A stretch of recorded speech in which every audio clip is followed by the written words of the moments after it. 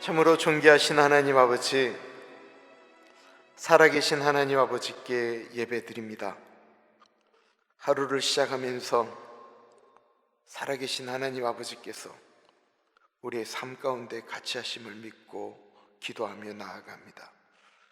이 시간에 하나님 아버지, 하나님 아버지, 하나님 아버지, 우리가 살아계신 하나님 아버지께 예배드리오니 살아계신 하나님 아버지 좌정하셔서 이 새벽에 임재하여 주시고 만져주시고, 기도하는 주의 백성들, 하나님 외에는 부르질 분이 없기에 더 하나님께 매달리는 사랑하는 백성들의 기도 소리 가운데 같이하여 주옵소서. 존귀하신 예수님 이름으로 기도드립니다. 아멘. 하나님의 말씀 출애굽기 8장 25절에서부터 32절까지 말씀입니다. 출애굽기 8장 25절에서부터 32절까지 말씀, 하나님의 말씀을 받들어 봉독할 때에 살아계신 하나님의 음성 들으시기 바랍니다. 바로가 모세와 아론을 불러 이르되 너희는 가서 이 땅에서 너희 하나님께 제사를 드리라. 모세가 이르되 그리함은 부당하니이다. 우리가 우리 하나님 여호와께 제사를 드리는 것은 애굽 사람이 싫어하는 바인즉 우리가 만일 애굽 사람이 목전에서 제사를 드리면 그들이 그것을 미워하여 우리를 돌로 치지 아니하리이까. 우리가 사흘길쯤 광야로 들어가서 우리 하나님 여호와께 제사를 드리되 우리에게 명령하시는 대로 하려 하나이다. 바로가 이르되 내가 너희를 보내리니 너희가 너희 하나님 여호와께 광야에서 제사를 드릴 것이나 너무 멀리 가지는 말라. 그런즉 너희는 나를 위하여 간구하라. 모세가 이르되 내가 왕을 떠나가서 여호와께 간구하리니 내일이면 파리떼가 바로와 바로의 신하와 바로의 백성을 떠나려니와 바로는 이 백성을 보내어 여호와께 제사를 드리는 일에 다시 거짓을 행하지 마소서 하고, 모세가 바로를 떠나 나와서 여호와께 간구하니 여호와께서 모세의 말대로 하시니 그 파리떼가 바로와 그의 신하와 그의 백성에게서 떠나니 하나도 남지 아니하였더라.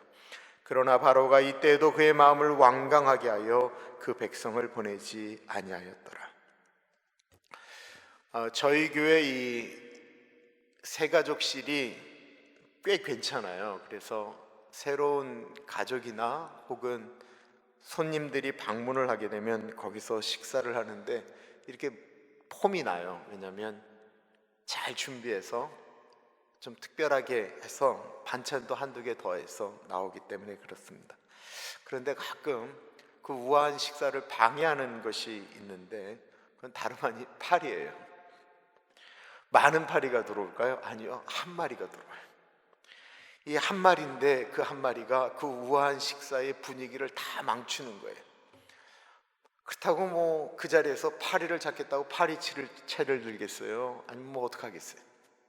말들은 안 하지만 그 파리 한 마리가 다 신경 쓰이게 만들고, 저는 온통 그 파리에 신경이 다 가 있어서 무슨 얘기를 하는지 이렇게 집중이 안 될 때도 있어요.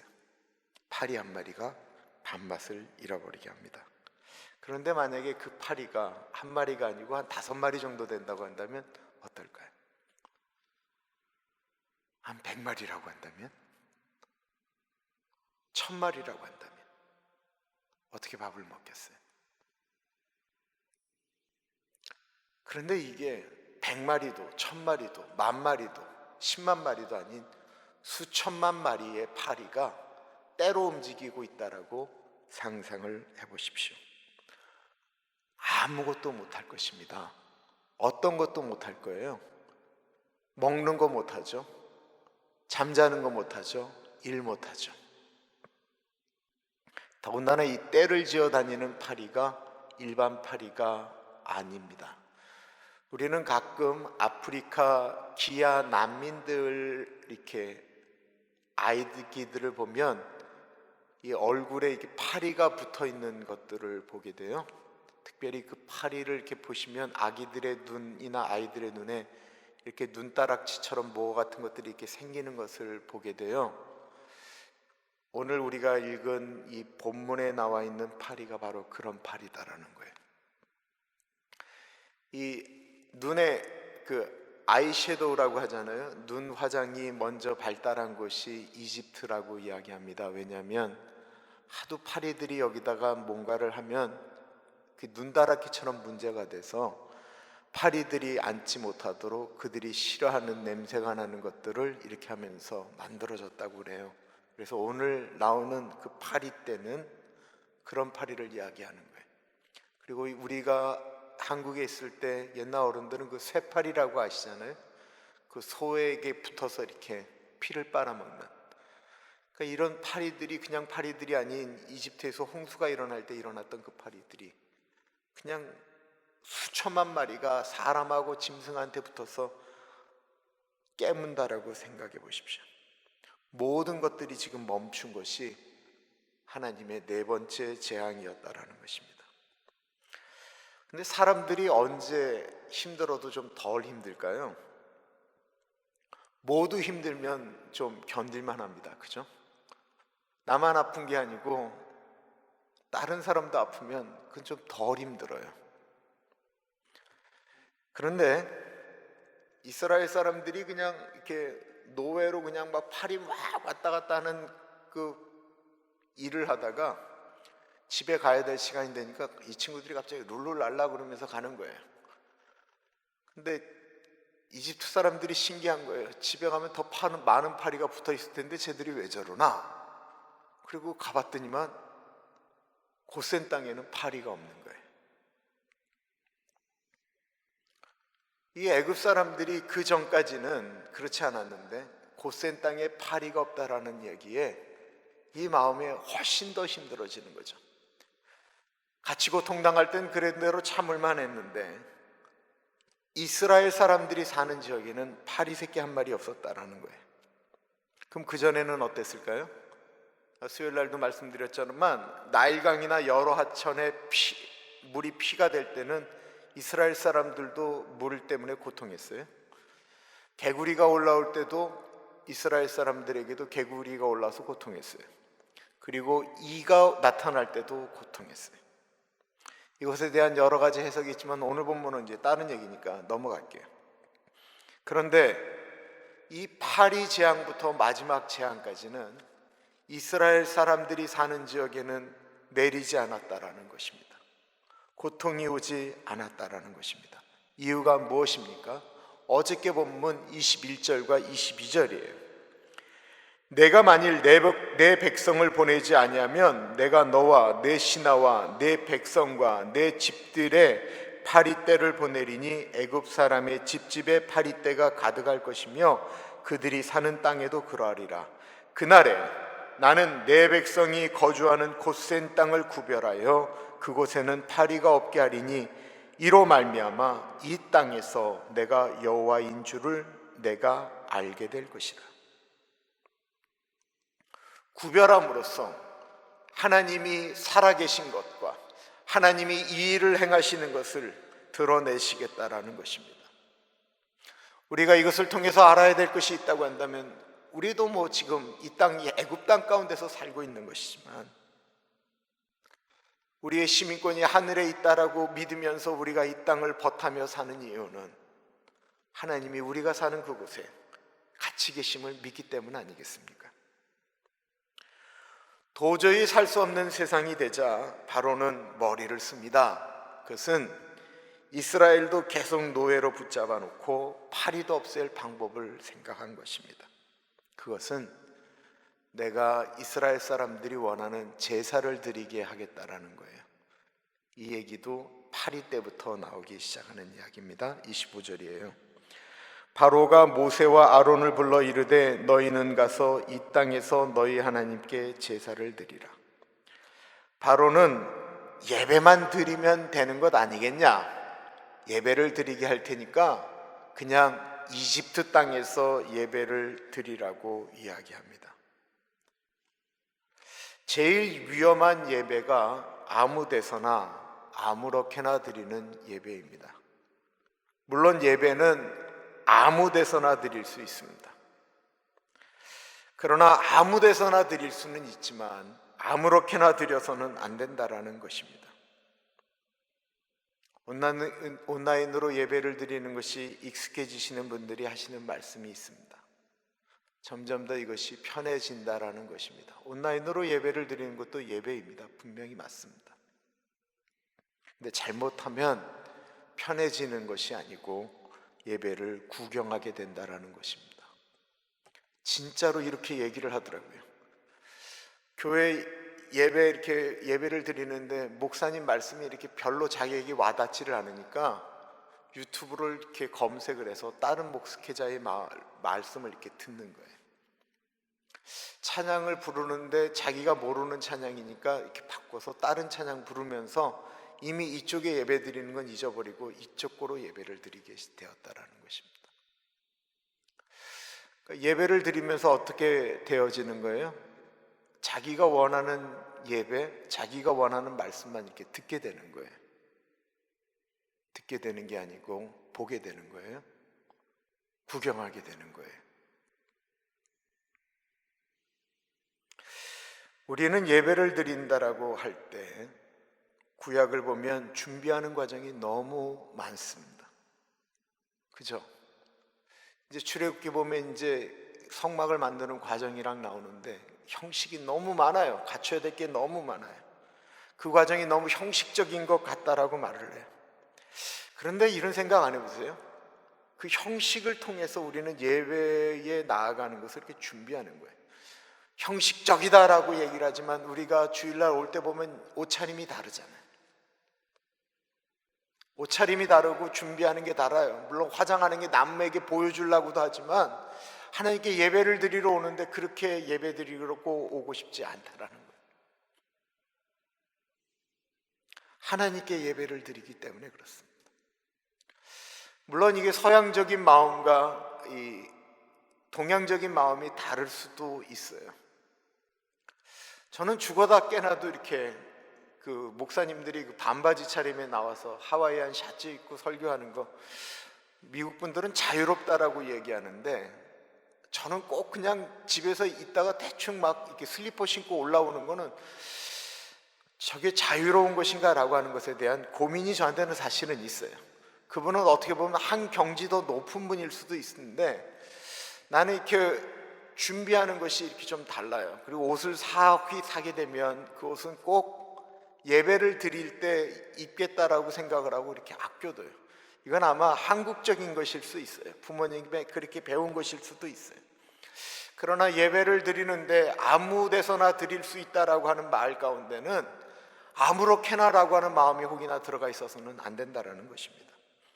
26절과 27절입니다. 모세가 이르되 그러함은 부당하니이다.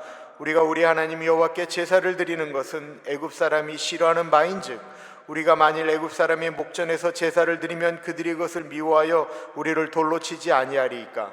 우리가 사흘 길쯤 광야로 들어가서 우리 하나님 여호와께 제사를 드리되 우리에게 명령하시는 대로 하려 하나이다. 예배는 하나님이 명령하시는 대로 하는 것입니다. 모세는 이제 몇 번의 경험을 통해서 바로 앞에서 말하는 것이 당당해지기 시작했습니다. 모세는 대충 예배 드리지 않겠다라고 말하는 것입니다. 바르게 하나님께 제대로 예배 드리려면 광야로 나가야 되겠다라고 말하고 있는 것입니다. 이유 중에 하나는 예배에 방해받고 싶지 않다라는 것입니다. 또 온라인으로 예배를 드리는 분 중에는 예배를 드릴 때 아예 딱 문을 잠그고 집중해서 예배를 드린다라고 하는 분들이 있습니다. 예배를 그렇게 드려 주셔야 된다라는 거예요. 예배에 방해받고 싶지 않은 마음, 눈치 보면서 예배 드리고 싶지 않다라는 것입니다. 이집트의 제사와 이스라엘의 제사는 달랐습니다. 물론 제사 방식은 모세가 집대성에서 따로 만들지만 그 전에 아벨의 제사를 이런 것들을 보면 또 아브라함이 드렸던 제사를 보면 이미 이스라엘 가운데 제사는 짐승을 죽여서 드리거든요.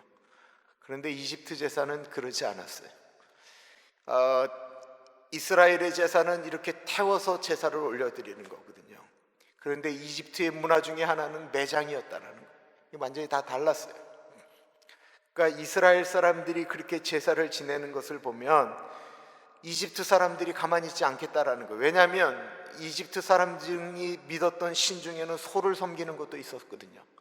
근데 그 이스라엘 사람들은 소를 잡아서 제사를 지내잖아요. 그러니까 얘기하는 거예요. 당신들이 우리를 보면서 가만두지 않을 수도 있지 않겠느냐, 우리를 돌로 치지 않겠느냐, 예배 드리려면 우리 광야로 나가야 되겠다고 말합니다. 3일 길을 걸어가서 제사 지내고 돌아오면 대략 일주일이 넘는 기간이니까 바로가 생각할 땐 노예들이 일주일 동안 일을 안 하게 되는 거예요. 이 극심한 손해를 보는 것임에도 불구하고 눈에 보이는 파리가 모든 것들을 멈추게 하니까 더 이상 고민할 수가 없습니다. 28절에 이렇게 이야기합니다. 바로가 이르되 내가 너희를 보내리니 너희가 너희의 하나님 여호와께 광야에서 제사를 드릴 것이나 너무 멀리 가지는 말라. 그런즉 너희는 나를 위하여 간구하라. 할 수 없이 허락하면서도 너무 멀리 가지는 말라고 말합니다. 사람들은 스스로 할 수 없을 때 손을 듭니다. 그런데 바로가 하는 말을 보십시오. 그 나라에는 수많은 신들이 있었습니다. 지금 그들을 괴롭히는 파리도 신이었다라고 말하죠. 우아치트라고 하는 그 이집트 사람들이 섬겼던 신의 모양이 파리와 머리 색깔이 얼굴이 똑같았다라는 것입니다. 또한 하트콕이라고 하는 그 신도 이 곤충, 메뚜기와 비슷한, 여치와 비슷한 머리를 하고 있었기 때문에 이집트 사람들은 파리와 같은 곤충도 신으로 섬겼다라는 것입니다. 그들의 신들은 다 눈에 보이는 것들이었습니다. 피로 만들어졌던 나일강도, 개구리도, 이도, 파리도, 그 이후에 오는 천둥과 번개도, 흑암도 모두 다 그들이 섬겼던 신이었는데 그들이 섬기는 신들은 그들을 지금 보호하지 못하고 있습니다. 자신이 부렸던 요술사들도 그것을 부리지 못함을 알았습니다. 그래서 이야기하는 겁니다. 이거는 하나님의 손가락이 하시는 일입니다 라고 이야기하고 있습니다. 그렇게 요술사가 고백함으로써 지금 일어나는 일들은 살아계신 하나님, 신중의 신이신 하나님이 하시는 일임을 알 수 있었습니다. 자신들이 믿는 신으로는 할 수 없는 일들을 제 노예인 이스라엘의 신이 하고 있다는 사실을 알았습니다. 그렇다고 한다면 그 신에 대해서 궁금해야 되지 않을까요? 도대체 눈에 보이지 않는 신, 스스로 존재한다라고 하는 그 신이 궁금해야 되지 않을까요? 그런데 그 신에 대해서 전혀 궁금하지 않다라는 것입니다. 그래서 뭐라고 이야기를 합니까? 너희가 너희의 하나님 여호와께 광야에서 제사를 드릴 것이나 너희는 멀리 가지는 말라. 그런즉 너희는 나를 위하여 간구하라. 너희의 하나님 여호와께. 이런 어리석은 사람이 어디 있습니까? 그는 하나님에 대해서 전혀 궁금해하지 않았던 것입니다. 사람들은 눈에 보이는 것에 관심이 있습니다. 그런데 그렇지 않은 사람도 있다는 거예요. 이스라엘이 출애굽을 한 다음에 광야 생활을 지나서 요단강을 건너 가나안으로 들어갈 때 처음으로 만나는 성이 여리고성이었죠. 12명의 정탐꾼을 보냈는데 정탐꾼들이 어디에 숨어야 될지도 모르고 고민하고 아파하는데 두 정탐꾼을 숨겼던 한 여인이 있었다는 것입니다. 누구였죠? 기생 라합이었습니다. 이 여인은 그 하나님에 대해서 관심이 있었습니다. 그리고는 정탐꾼에게 이렇게 이야기합니다. 여호수아 2장 11절 말씀입니다. 우리가 듣자 곧 마음이 녹았고 너희로 말미암아 사람이 정신을 잃었나니 너희의 하나님 여호와는 위로는 하늘에서도 아래로는 땅에서도 하나님이시니라. 그 10가지 재앙을 들으면서 마음이 녹았다라는 거예요. 그리고 정신이 혼미해졌다라는 거예요. 옛날 개혁한거래는 뭐라고 그랬어요? 상천하지 하나님이라고 그랬어요. 너희 하나님 여호와는 위로는 하늘에서도 아래서는 땅에서도 하나님이시다라는 것입니다. 이렇게 다른 사람들은 너희 하나님으로만 알았던 그 하나님을 라합은 나의 하나님이 되기를 원했다라는 거예요. 그리고는 이 라합은 마태복음에 보면 예수님의 족보에 올라가는 여인이 되었습니다. 우리도 이 살아계신 하나님을 붙들고 살아가야 된다는 것입니다. 모세가 바로의 말을 듣고 말을 합니다. 29절이에요. 모세가 이르되 내가 왕을 떠나가서 여호와께 간구하리니 내일이면 파리떼가 바로와 바로의 신하와 바로의 백성을 떠나려니와 바로는 이 백성을 보내어 여호와께 제사를 드리는 일에 다시 거짓을 행하지 마소서 하고, 개구리 재앙은 모세가 언제 개구리 없앨까요? 물었더니 바로가 내일이라고 했죠. 이제는 모세가 너무 당당하니까 묻지도 않아요. 하루 더 고생해라. 그리고는 이렇게 얘기하는 거예요. 내일 없애겠다라고 말하는 것입니다. 이렇게 날짜를 정하면서 한 가지 언지를 더합니다. 다시는 거짓을 행하지 말라고 말합니다. 무엇에 대해서 거짓말하지 말라라는 것이죠? 여호와께 제사를 드리는 일에 대해서 거짓말하지 말라라는 거예요. 이게 정말로 무서운 이야기입니다. 하나님께 제사를 드리는 그 일에 대해서 거짓이 없어야 된다라는 것입니다. 우리의 삶에 예배를 드리는 그 일에 있어서 거짓을 만드는 일은 없어야 된다라는 것입니다. 우리에게는 예배를 드릴 수 없는 수많은 이유가 있습니다. 아니, 수천의 이야기를 만들 수도 있을 것입니다. 모두 우리의 입장에서는 타당한 이유입니다. 그런데 하나님께 예배를 드리지 않아도 되는 그 이유가 하나님 앞에 정말로 이유가 됩니까?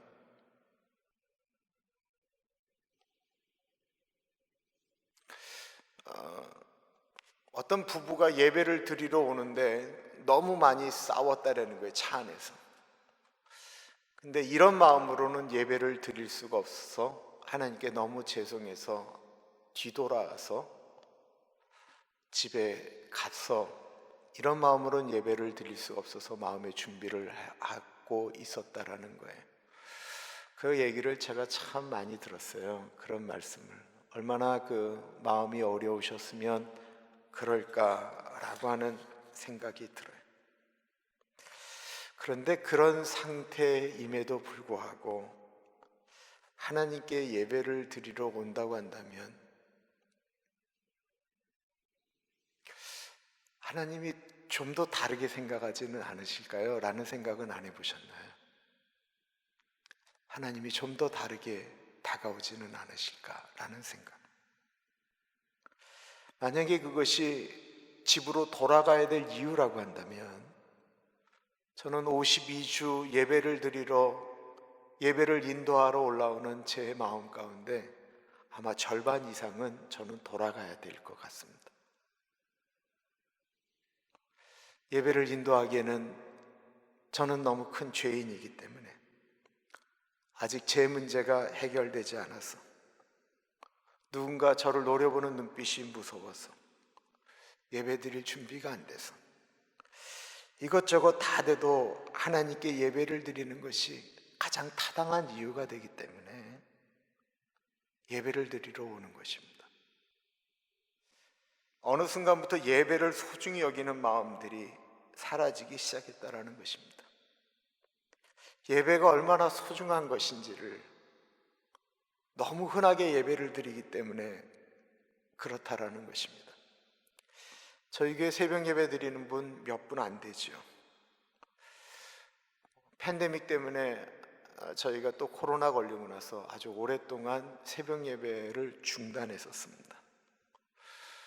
새벽 예배가 뭐 중요하냐 안 중요하냐라고 하는 얘기는 저는 뭐 의미가 없는 얘기 같고, 저는 새벽 예배 드리니까 저는 살겠더라고요.